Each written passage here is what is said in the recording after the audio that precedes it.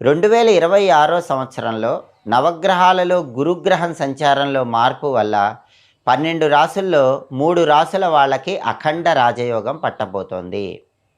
ఆ రాశులలో మొట్టమొదటి రాశి తులారాశి. దానికి కారణం ఏంటంటే జ్యోతిష శాస్త్రం ఏం చెప్తుందంటే ఎప్పుడైనా సరే జన్మరాశి నుంచి లెక్కబెట్టినప్పుడు వచ్చే 2, 5, 7, 9, 11 ఈ రాసుల్లో గురుగ్రహ సంచారం ఉన్నట్లయితే ఆ సంచారం విశేషమైనటువంటి రాజయోగాన్ని కలిగింపజేస్తుందని జ్యోతిష శాస్త్రంలో చెప్పారు.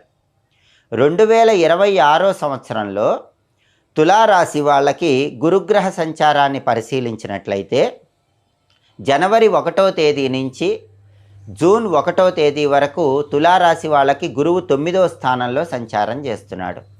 భాగ్యస్థానంలో సంచారం చేస్తున్నాడు. అంటే అద్భుతమైనటువంటి యోగాన్ని కలిగింపజేస్తున్నాడు.